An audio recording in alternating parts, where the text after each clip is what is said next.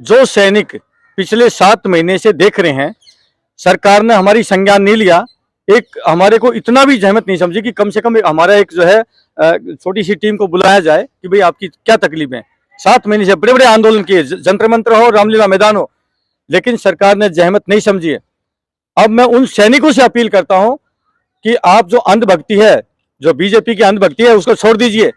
मैं कहता हूं मुद्दत से मौका मिलता है, आपके पास मौका है, मैदान में कूदना पड़ेगा हम लोगों को। जब तक हम इनको पिछले को बने रहेंगे, इनके जूते चप्पल उठाते रहेंगे, ये सैनिक नेता हमें कुछ किसी औकात में नहीं समझेंगे।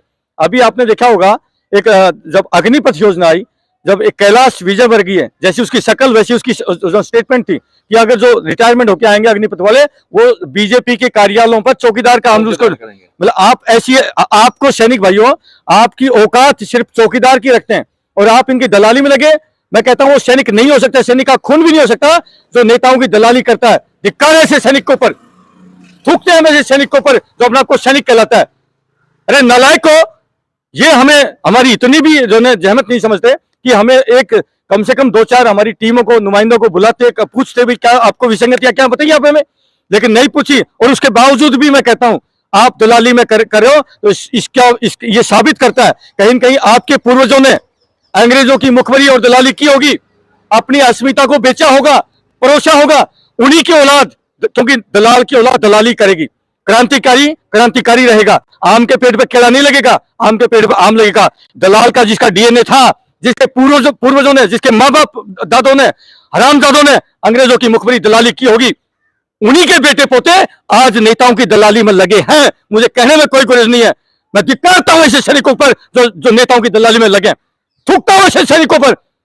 ऐसे सैनिकों को डूब के चूल्हे पर पानी में मर जाना चाहिए। अगर कुछ करना है, कुछ आपके अंदर दम है, आइए मिलकर के कुछ करते हैं, इस देश को बचाने का काम करते हैं। देश की दिशा और दशा कोई बदल सकता है तो देश का सैनिक बदल सकता है। ये गुंडे बदमाश, ये देश को लूटने वाले लुटेरे नेता, इनसे कोई अपेक्षा नहीं है। अब आएगा वक्त, बदलेगा, सैनिक आएंगे मैदान में।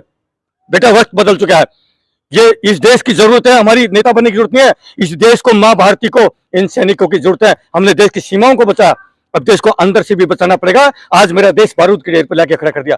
जाति में, धर्म में, मजहब में आप नफरतों की आग रखी है। इस देश के अंदर उन्होंने जो जहर घोला है, उस जहर को मिटाने का काम ये फौजी भाई करेंगे। क्यों? हमारी सैनिक की कोई जात नहीं, धर्म नहीं होती। जब सैनिक सीमा पर खड़ा होता है और जब वहां शहीद होता है, किसी जात धर्म के लिए होता है, देश के लिए शहीद होते हैं। आज इन्होंने जो नफरतों की आग बोई है, बीज बोया है, इसको भी बचाने का काम ये फौजी करेंगे। वो मुझे पूरा यकीन है, जिस भाई सैनिक भाई के अंदर, अरे जिसकी रगों में सच्चा खून होगा वो आएगा जरूर हमारे साथ। और जो होगा दलाल, और दलाल इन गद्दारों की सारी पार्टियों में दलाली करेगा। दलाल की औकात ही दलाली करने की होती है, इससे ज्यादा कुछ नहीं होती। मैं फौजियों को भी, ये जो है सिर्फ स्पेशली फौजियों को मैं कहना चाहता हूँ ये बात। मुझे बड़ी पीड़ा होती है जब मेरा एक फौजी भाई किसी नेता की दलाली करता है। धिक्कार है, नेता गुंडा बदमाश 2 कौड़ी का टूट था, आप उसकी दलाली में लगे। मैं तो अपना नंबर छोड़ता हूं, मेरा नंबर है 8368002355। सुबेदार वीर सिंह चौहान मेरा नाम है। और अपील करता हूं, जो सच्चा क्रांतिकारी है, जो जिसकी रगों में सच्चा खून है, इस मां भारती का, अपने माँ बाप का, इस वीडियो को इतना फैलाइए कि पूरे एक सैनिक तक पहुंच जाए। और जो दलाल है, उस दलाल को मिर्ची लगाने के लिए बोला है। दलालों को, क्योंकि देश को अगर बेचा, आप सब्जी मंडी में जाइए, सब्जी मंडी में दलाल पूरी सब्जी को बेच देते हैं। आप कहीं किसी महकमे में चले जाइए, जितने अगर आज बेचा है तो दलालों ने बेचा है, अगर देश को भी बेचा तो दलालों ने ही बेचा है। इसलिए दलालों से सावधान हो जाओ। जो दलाल दलाली करता है नेताओं की, उन हरामखोरों ने इनको सिर पर बिठा लिया। पैर की जूती पैर में ठीक होती है। नेता हमारे नौकर हैं, नौकर, लेकिन हमने उनको बाप बना लिया। उनको पूजते हैं, ऐसे करते हैं। नेताजी पैरों में जाते हैं, पैरों में गंगा जी बह रही नेताजी का। ऐसे गद्दार उनके पैर छूते मत, ठोकर मारता हूं। ऐसे गद्दार जो सैनिक के नाम पर कलंक है, जो नेताओं की दलाली करता है, आग लगती है मुझे। वो चीज में आप बहुत अच्छे से समझ गए होंगे कि वाकई इन्होंने जो बोला है वो दिल से बोला है। यार समझने की बात है, देखिए पहले हम लोगों को मुगलों ने गुलाम बनाया, फिर अंग्रेजों ने बनाया, अब इन राजनीतिक पार्टियों ने बना लिया। और जब तक हम इस गुलामी से बाहर नहीं निकलेंगे, तब तक हम कैसे अपने आत्मनिर्भर कैसे बनेंगे।